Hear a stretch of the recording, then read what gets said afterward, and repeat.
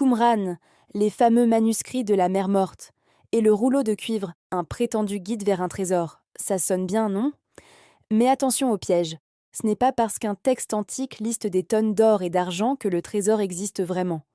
Un texte qui décrit quelque chose n'est pas une preuve de son existence. C'est une règle de base en histoire et en archéologie. Avant de rêver à des montagnes de richesses, revenons sur Terre, et je vous promets que la véritable histoire est bien plus passionnante. Les manuscrits de la mer Morte, c'est quoi exactement? Imaginez, entre 1946 et 1956, dans des grottes près du site de Qumran, en plein désert, des Bédouins découvrent des jarres remplies de parchemins. Près de 900 manuscrits, certains quasi complets, d'autres en milliers de fragments. Une découverte archéologique majeure du XXe siècle. On y trouve les plus anciens textes bibliques connus, comme une version quasi complète du livre d'Isaïe datant d'environ 125 avant notre ère. C'est 1000 ans plus vieux que les versions qu'on connaissait avant. Mais ce n'est pas tout. Il y a aussi des textes qui ne sont pas dans la Bible, comme des règles de vie communautaires des prières, des commentaires bibliques, des textes apocalyptiques. Bref, une véritable bibliothèque qui nous ouvre une fenêtre incroyable sur la diversité des croyances juives à l'époque du Second Temple juste avant et pendant l'époque de Jésus. C'est ça, le véritable trésor de Qumran. C'est une mine d'informations inestimable pour les historiens, les théologiens, les linguistes. Ça nous permet de comprendre une période charnière de notre histoire, une période qui a vu naître à la fois le christianisme et le judaïsme rabbinique. Chaque fragment, chaque mot, nous en apprend plus sur les gens qui ont écrit et lu ces textes il y a plus de 2000 ans. Comment ils priaient, ce qu'ils croyaient, comment ils interprétaient les Écritures, leurs espoirs, leurs craintes. C'est un dialogue direct avec le passé. Ces manuscrits ont révolutionné notre connaissance du judaïsme ancien et des origines du christianisme. On a compris que le paysage religieux de l'époque était bien plus complexe et varié qu'on ne l'imaginait. C'est un trésor scientifique, intellectuel, historique. Et honnêtement, ça vaut tout l'or du monde. Maintenant, parlons de ce fameux rouleau de cuivre.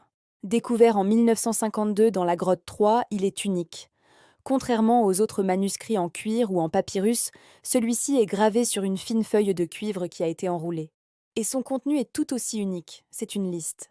Une liste de 64 endroits où des quantités phénoménales d'or, d'argent, d'encens et d'objets précieux seraient cachés.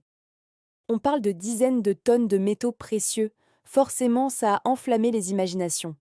Des générations de chasseurs de trésors, amateurs ou professionnels, se sont lancés sur les traces de ce butin légendaire. Mais revenons à notre règle de base. Une liste n'est pas une preuve.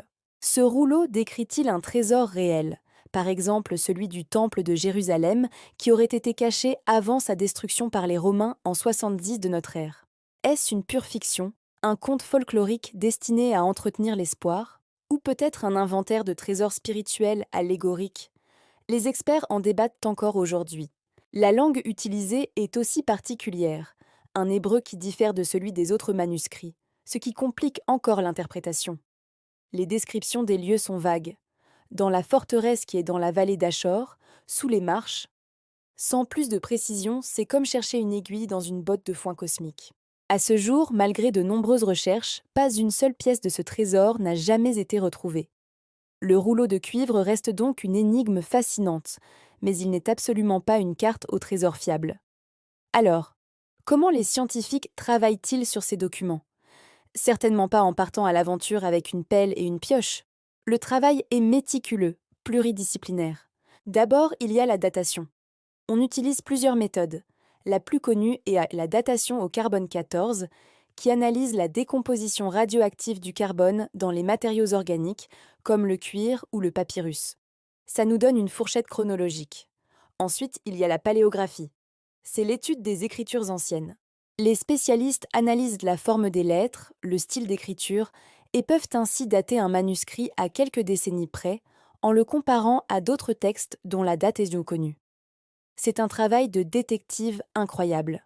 On analyse aussi le contenu, le vocabulaire, les idées, pour le replacer dans son contexte historique et intellectuel. Tous ces résultats sont ensuite croisés, comparés, débattus.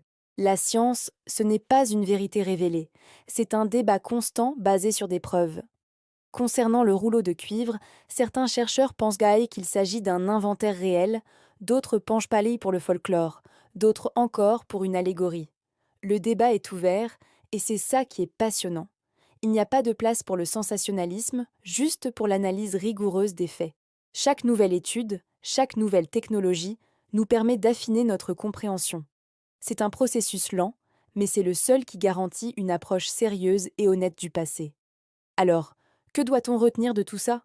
Une règle d'or pour quiconque s'intéresse à l'histoire ou à l'archéologie. Texte, plus contexte, plus prudence. Un texte, comme le rouleau de cuivre, ne peut pas être interprété seul.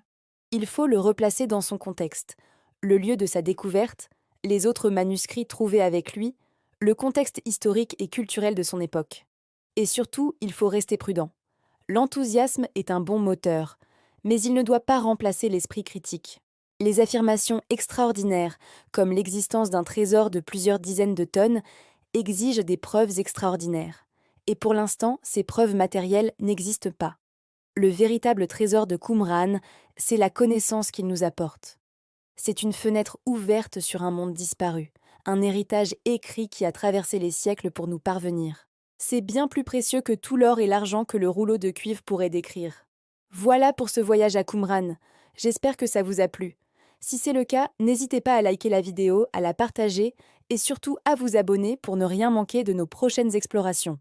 Merci et à très bientôt.